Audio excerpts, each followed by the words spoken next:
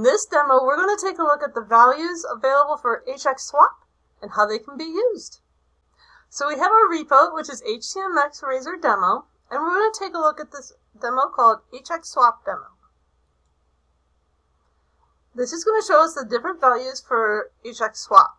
Now, to give you an idea of what this looks like, I'm going to go all the way down at the bottom. These are the different values you can use for HTMX Swap. Each of these are going to follow the same pattern. So we're going to inspect on the none, just so you can see it. So it's got an ID with a greeting and a number. It's got the H2. This is going to be the value used for that swap. And there's a button using HTMX target. It's also using HTMX get. And then there's HTMX swap.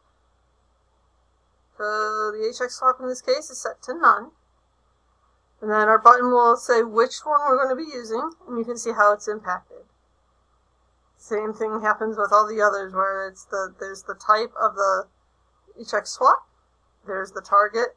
That target is going to point back at the div itself, and then use however the swap is set up. So in this case, it would be delete, and so on and so forth. So that gives you an idea of the pattern we use to create the div with the various HTMX swap values. Now, let's bring up network, and let's scoot this open so you can see what happens when we go through each of these. So first, let's take a look at HTMX swap equal to none. Notice that it does make a call, so it calls to the message handler. It does get a response, but because HTMX swap is set to none, no swap happens. Now, when would we use this? I haven't had a good case for it yet, but this is to show you that this is an option. Now, suppose you need to delete something and you want it to go away. You can use HTMX swap delete. So what that looks like is we'll select delete, watch, it makes a call. It's no longer here. The div itself is gone. There's still the two HRs from either side of it. But there's hello. In case you're curious as to what this looks like, it is still a get, and it's calling our handler. It's the swap part that ended up deleting that. The next HTMX swap value I want to show you is after end. So we have our divs, and then you have our begins up at the top and our end is at the bottom. After end, when we click this button, it should take us into outside of the div, which it does. How do you know? Because the div has got a border around it.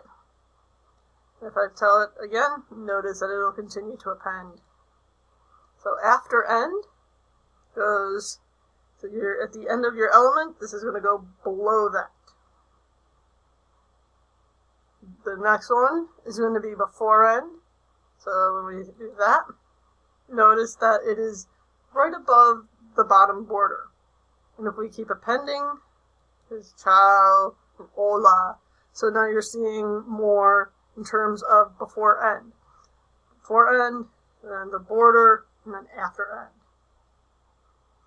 You can see similar behaviors for before and after begin. Before begin, we'll put it outside of the box. After begin, we'll put it just inside of the box. So let's look at after begin.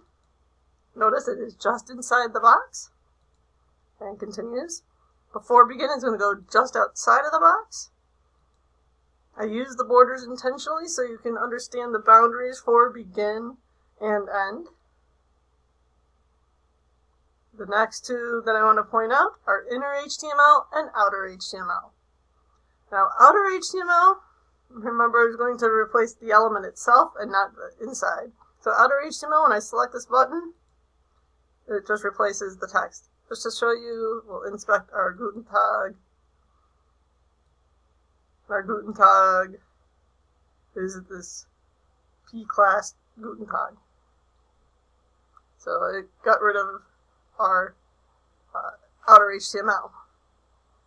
Now the inner HTML, so our inner HTML is going to be here on this greetings 0. Inner HTML, and when I load the greeting, you can see my inner HTML has changed and it gave me a Guten Tag there. So this demo, I wanted to show the various values of HTMX swap and where it puts the content based on the values. because inevitably you will run into a spot where you put the wrong swap value and then you go, oh, which one should I have used? Hopefully you see this demo and go, ah, this is the reminder I needed to where to put my content.